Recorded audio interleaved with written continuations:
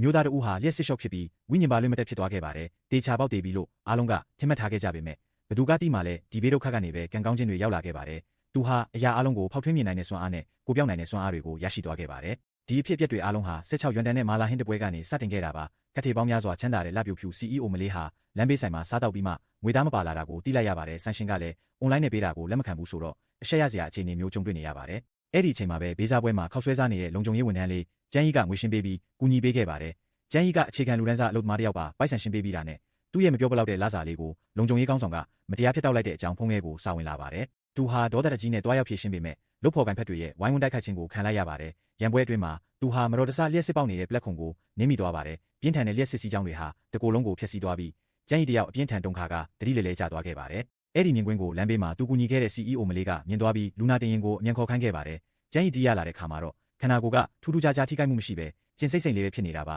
ဒီမတော်တဆမှုကြောင့်ပဲသူနဲ့ CEO မလေးတို့တရားဝင်တိကျွမ်းသွားကြပါတယ်သူမဟာသူ့ကိုခေါ်တွေ့ပြီးလမ်းဘေးဆိုင်မှာတွေ့ခဲ့တဲ့ရှိုးဝက်ချက်ကိုနှုတ်ပိတ်ဖို့အတွက်ငွေ1000ပေးခဲ့ပါတယ်ကျန်းကြီးဟာနှုတ်ပိတ်ငွေတွေရလို့ဝမ်းသာနေပေမဲ့ရက်စစ်ရှော့ဖြစ်ခဲ့တာကသူ့ခန္ဓာကိုယ်ကိုထူးခြားတဲ့ပြောင်းလဲမှုတွေဖြစ်စေခဲ့မယ်လို့သူလုံးဝမထင်ထားခဲ့ပါဘူးအရာအလုံးကိုဖောက်ထွင်းမြင်နိုင်တဲ့အပြင်ကိုပြောက်စွမ်းအားကိုပါရရှိသွားတာပါတစ်ချိန်တည်းမှာပဲ CEO မလေးဟာအနေနဲ့ကြုံတွေ့နေရပါတယ်ညနေတန်းခေါင်အိမ်ပြန်လမ်းမှာစံကယ်သမားတယောက်ကကားမှန်ကိုရိုက်ခွဲပြီးညွေတူတွေနဲ့ခြောက်လန့်ခဲ့ပါတယ်ဖုံးဆက်အကူအညီတောင်းတာကြောင့်ကျန်းကြီးတယောက်ဆေးရုံကိုအမြန်ပြေးလာခဲ့ရပါတယ် CEO မလေးဟာသူ့အပေါ်မရှင်းပြနိုင်တဲ့ယုံကြည်မှုတွေရှိလာပြီးသူမရဲ့ကားတော့နဲ့ဘဏ်ကတ်တွေကိုပါအနှံလိုက်ပါတယ်ကုမ္ပဏီကိုပြန်ရောက်တဲ့အခါကျန်းကြီးဟာသူ့ရဲ့စွမ်းအားတစ်ကိုသုံးပြီးသူ့လာစာကိုဖျက်တောက်ခဲ့တဲ့လုံခြုံရေးကောင်းဆောင်နဲ့အပေါင်းပါတွေကိုပညာပေးကသူ့ပိုက်ဆံတွေကိုပြန်ယူခဲ့ပါတယ်အဲ့ဒီနောက်မှာတော့သူဟာအင်တာဗျူးဖို့အတွက် CEO မလေးရဲ့ရုံးခန်းထဲကိုရောက်လာပါတယ် CEO မလေးရဲ့သူငယ်ချင်းဖြစ်သူကစိတ်မချတာကြောင့်ကိုရန်တော်အစ်ကိုစမ်းသက်ချင်နေတာပါသူမဟာအထူးတပ်ဖွဲ့ဝင်ဟောင်းတယောက်ကိုခေါ်ယူပြီးကျန်းကြီးကိုစမ်းသက်ခိုင်းပါတယ်ကျန်းကြီးဟာသူ့ရဲ့စွမ်းအားပြည့်ကိုထုတ်သုံးပြီးစက္ကန့်ပိုင်းတွင်းမှာပဲအထူးတပ်ဖွဲ့ဝင်ကိုအလဲထိုးလိုက်ပါတယ်အဲ့ဒီအချိန်ကစပြီးစွမ်းအားရှင်လုံခြုံရေးဝန်ထမ်းလေးရဲ့ဘဝပြောင်းလဲမှုခရီးစဉ်ဟာစတင်ခဲ့ပါတော့တယ်